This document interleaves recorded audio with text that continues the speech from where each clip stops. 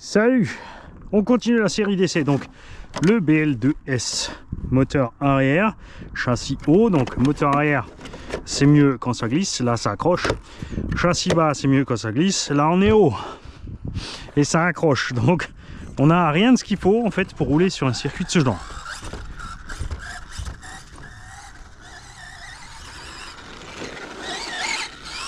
On est sur les réglages d'origine avec la suspette. Tout ce que j'ai fait, c'est mettre un pignon plus gros.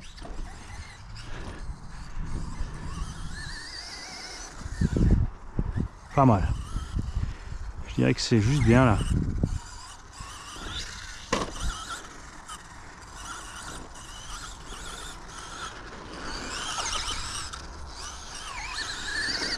Donc ça lève beaucoup la patte, tu vois, dans les virages. Lui là, c'est dur qu'ils ont mis dedans d'origine.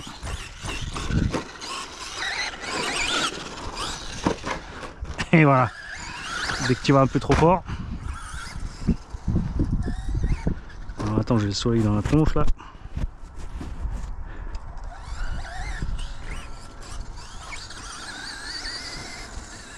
Manque un peu de punch quand même sur la ligne droite, hein, ce BL2. On verra avec l'étagement. J'ai reçu, parce que j'ai commandé, bien évidemment, j'ai payé, mais avec votre argent des tombolas. Parce que je rappelle que ceci est un engin tombola, sauf si quelqu'un veut l'acheter à un prix sympa, bien sûr. Et on utilisera l'argent exactement comme pour les tombolas, c'est-à-dire que on achètera une autre machine qu'on mettra aussi nouveau en tombola ou acheter moins cher. On va mettre donc les porte-fusées alu. Porte-fusée alu. J'en étais où? Avant et arrière, les chapes alu avant. Si j'ai assez d'amortos de meilleure qualité, on changera aussi les amortos. Même si sur le BL2 ça va, enfin sur les deux roues motrices surtout ils font le taf.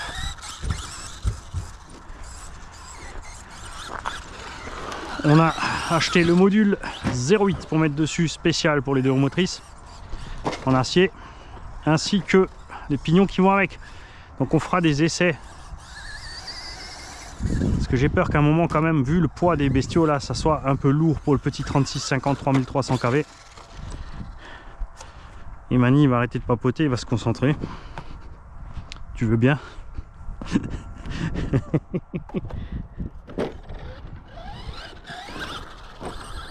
On a l'avantage bien sûr de l'Anthrax avec ces engins là sur les sauts, c'est plus stable.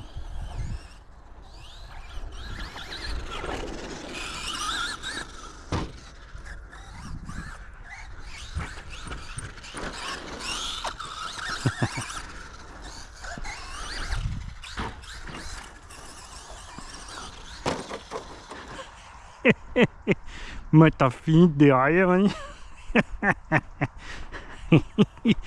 Tu vois, c'est toujours la même erreur. Tu veux y aller trop vite, trop fort tout de suite, Mani. Ouais, je sais, tu veux que la terre elle gicle et tout. Ça c'est bon. Ça aussi, hein, bien sûr. Énormément de grippe. Sur ce genre de circuit, il faut mettre moins de gaz.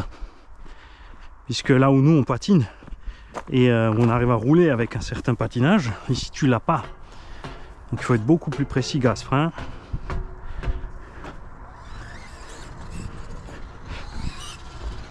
Allez,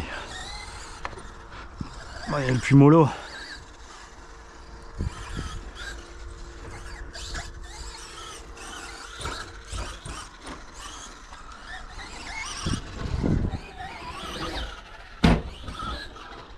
Donc là aussi, hein, évidemment, il faudrait abaisser la suspension. On n'a pas de réglage en longueur. Le seul moyen, ce serait de mettre une durite sur la tige sous le piston à l'intérieur de l'amorto.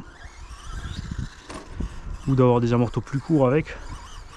Rapidement pour changer le setup sur un circuit pareil. Évidemment ici, si tu prends le châssis LCG, tu seras infiniment plus à l'aise.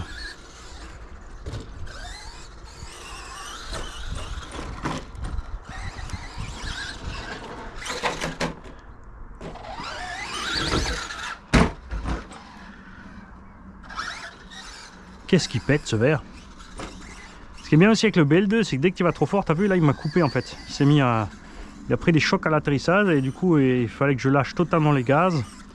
Attendre le zéro total pour repartir. En insistant, il voulait pas, il se mettait en lock stop. Ça c'est bien aussi, hein. Préserver l'électronique et les batteries et la transmise.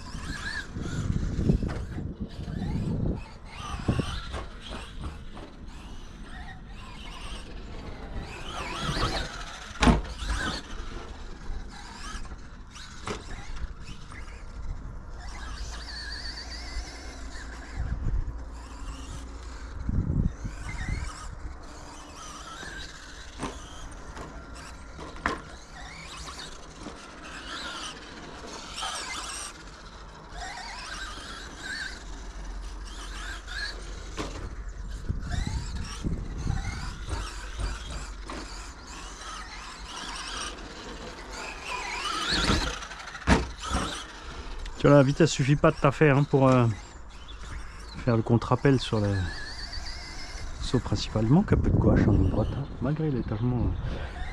Bon, j'ai peut-être calculé un peu juste. C'est vrai que j'ai mis un étagement un peu plus grand, mais pas tant que ça, puisqu'on a changé de module en plus. On reviendra avec plus dedans.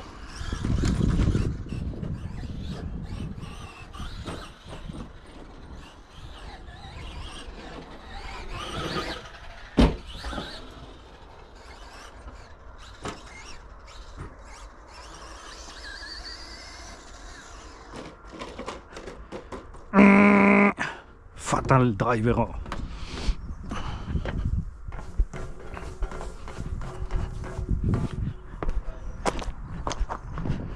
Il va mieux que ce que je pensais.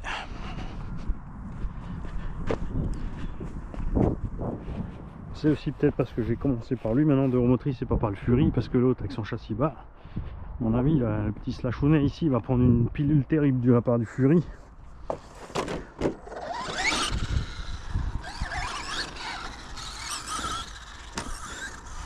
J'ai vraiment pas compris le délire de Arma avec leur charbon. Ils auraient mieux fait de faire soit un brushless léger ou au moins un charbon qui prend 3S, nom de Dieu. Quelque chose de correct quoi pour le poids de l'engin.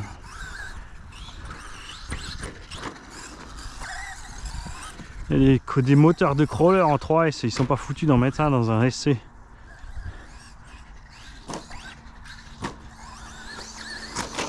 Lâcherai pas!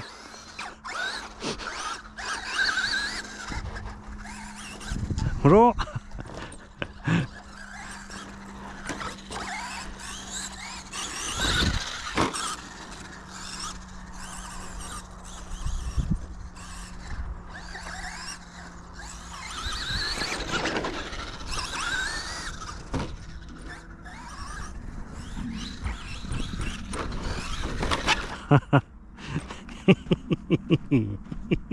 Sans flamme, Mani.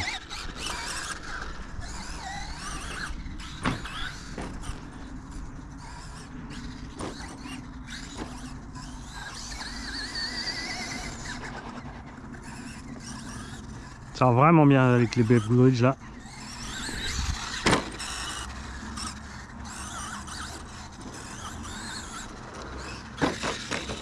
Hein, quoique ils commencent à chauffer les pneus et ils s'attendrissent, et tu as vu, c'est empire le phénomène de... Je me casse leur primousse. Alors mine de rien, ici tu prends un drag slash. Les drag slash, il faut savoir qu'à un moment ils les ont jetés en Allemagne à 300 €. Parce que personne ne les voulait. Il y a quand même le VXL dessus. Il y a la transmis Magnum. Tu mets deux roues normales à l'arrière et tu relâches un peu les suspects, tu le remontes un tout petit poil et tu verras que ton drag slash ici il fera merveille. Alors il sera toujours un peu moins large hein, mais parce qu'il y a les triangles plus courts du bandit.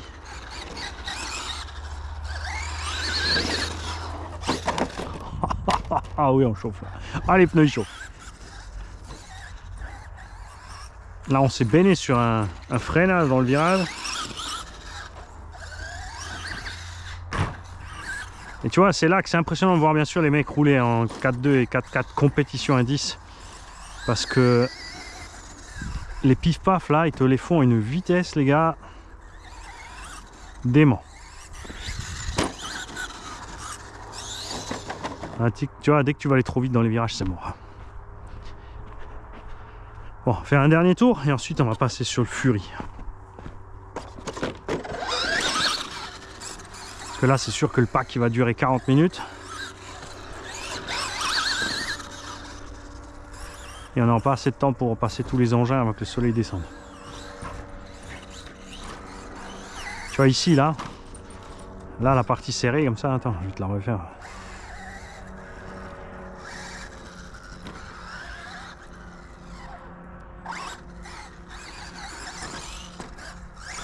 Tu vois, le coup de patin est tourné ici avec les engins de complète, ils sont d'une réactivité phénoménale par rapport à ça.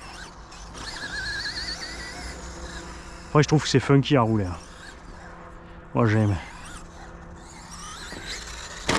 Et donc il y a un abonné qui a eu peur que le palonnier de cerveau en dessous pose problème. Alors je te garantis que non. Hein. Ça, j'ai des slash 4.2 et j'en ai eu plein. Et des bandits 4.2 et compagnie et des Stampede des 4.2 et rien à aucun moment jamais n'a bloqué cette direction là-dessous. Puisque le bulkhead est plus bas, donc il dégage les obstacles qui arrivent derrière. Même en forêt avec les branches et les feuilles. Si j'ai le temps d'aller faire un tour, si c'est assez propre, je le ferai pour vous le montrer.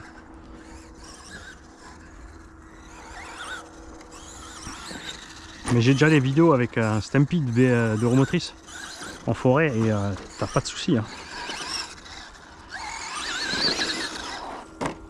Ah, tu peux pas amorcer un virage et freiner, Mani. Ça va pas avec le châssis haut.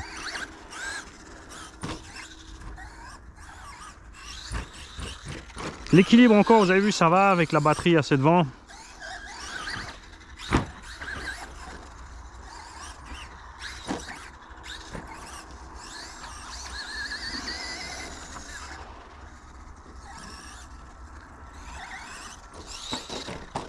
Mais la moindre touchette, la moindre erreur de pilotage se traduit par un tonneau. Et maintenant, donc, on va passer au Fury avec son châssis bas. Bon, ça change déjà tout ça. Et en plus, avec le moteur devant, donc un peu moins de grip sur les roues arrière, ce qui nous permettra, entrée-sortie de virage, sur un circuit pareil qui a énormément de grip, d'être plus réactif.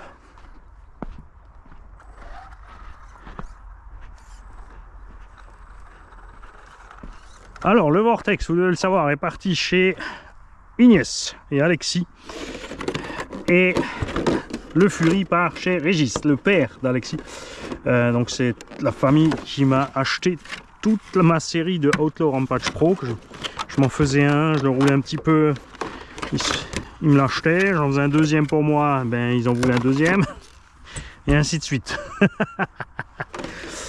Mais peut-être en refaire un, ça aussi c'est le genre d'engin qui doit être sympa à rouler là, avec le, c'est vrai qu'il y a le pont avec le moteur dans le pont, mais du coup le poids est en bas.